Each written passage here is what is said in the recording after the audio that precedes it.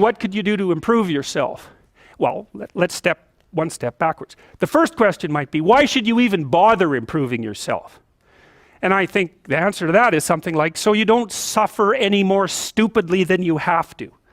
And maybe so others don't have to either. It's something like that. You know, like there's a real injunction at the bottom of it. It's not some casual self-help doctrine. It's that if you don't organize yourself properly, you'll pay for it, and in a big way, and so will the people around you. Now, and you could say, well, I don't care about that, but that's actually not true. You actually do care about that, because if you're in pain, you will care about it. And so you do care about it, even if it's just that negative way, you know. It's very rare that you can find someone who's in excruciating pain who would ever say, well, it would be no better if I was out of this. It's sort of pain is one of those things that brings the idea that it would be better if it didn't exist along with it. It's incontrovertible. So you get your act together so that there isn't any more stupid pain around you than necessary. Well, so then the question might be, well, how would you go about getting your act together? And the answer to that, and this is a phenomenological idea too, it's something like, look around for something that bothers you and see if you can fix it. So now you think, well, let's say you go into you can do this in a room. It's quite fun to do it just when you're sitting in a room, like a room, maybe your bedroom. You can sit there and just sort of meditate on it and think, okay, if I wanted to spend 10 minutes making this room better, what would I have to do? And you have to ask yourself that, right? It's not a command, it's like a genuine question. And things will pop out in the room that you know, like there's a stack of papers over there that's kind of bugging you, and you know that maybe little order there would be a good thing, and you know there's some rubbish behind your computer monitor that you haven't attended to for like 6 months, and the room would be slightly better if it was a little less dusty and the cables weren't all tangled up the same way. And like if you allow yourself just to consider the expanse in which you exist at that moment, there'll be all sorts of things that'll pop out in it that you could just fix. And you know, I might say, well, if you were coming to see me for psychotherapy, the easiest thing for us to do first would just be to get you to organize your room. You think, well, is that psychotherapy? And the answer is, well, it depends on how you conceive the limits of your being. And I would say, start where you can start.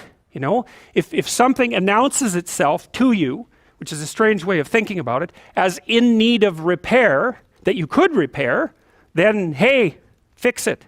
You fix 100 things like that, your life will be a lot different.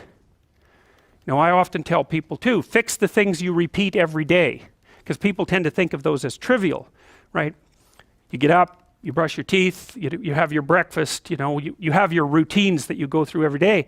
Well, those probably constitute 50% of your life. And people think, well, they're mundane, I don't need to pay attention to them. It's like, no, that's exactly wrong. The things you do every day, those are the most important things you do. Hands down. All you have to do is do the arithmetic. You figure it out right away. So 100 adjustments to your broader domain of being, and there's a lot less rubbish around and a lot fewer traps for you to step into.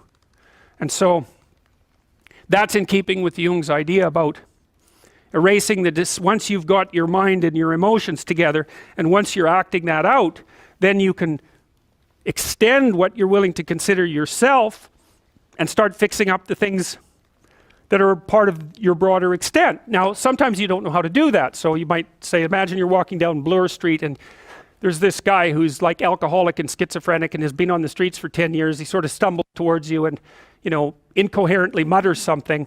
That's a problem. And it would be good if you could fix it, but you haven't got a clue about how to fix that. You just walk around that and go find something that you could fix, because if you muck about in that, not only is it unlikely that you'll help that person, it's very likely that you'll get hurt yourself.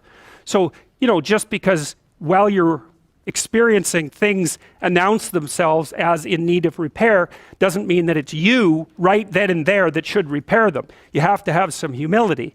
You know, you don't walk up to a helicopter that isn't working and just start tinkering away with it. You have to stay within your domain of competence. But most of the time, if people look at their lives, you know, it's a very interesting thing to do. I like the idea of the room, because you can do that at the drop of a hat. You know, you go back to where you live and sit down and think, okay, I'm going to make this place better for half an hour. What should I do? You have to ask. And things will just pop up like mad. And it's partly because your mind is a very strange thing. As soon as you give it an aim, a genuine aim, it'll reconfigure the world in keeping with that aim. That's actually how you see to begin with. And so if you set it a task, especially, you have to be genuine about it, which is why you have to bring your thoughts and emotions together, and then you have to get them in your body so you're acting consistently. You have to be genuine about the aim, but once you aim, the world will reconfigure itself around that aim, which is very strange. And it's technically true. You know, the best example of that, you have all seen this video where you watch the basketballs being tossed back and forth between members of the white team versus the black team, and while you're doing that, a gorilla walks up into the middle of the video and you don't see it. It's like, you know, if you thought about that experiment for about 5 years, that would be about the right amount of time to spend thinking about it. Because what it shows you is that you see what you aim at. And that, man, if you can get one thing through your head as a consequence of even being in university, that would be a good one. You see what you aim at. And so because one inference you might draw from that is, be careful what you aim at, right? What you aim at determines the way the world manifests itself to you. And so if the world is manifesting itself in a very negative way, one thing to ask is, are you aiming at the right thing? Now, you know, I'm not trying to reduce everybody's problems to an improper aim. People get cut off at the knees for all sorts of reasons. You know, they get sick, they have accidents. There's a random element to being, that's for sure. And so you don't want to take anything, even that particular phrase, too far. You want to bind it with the fact that random things do happen to people. But it's still a great thing to ask.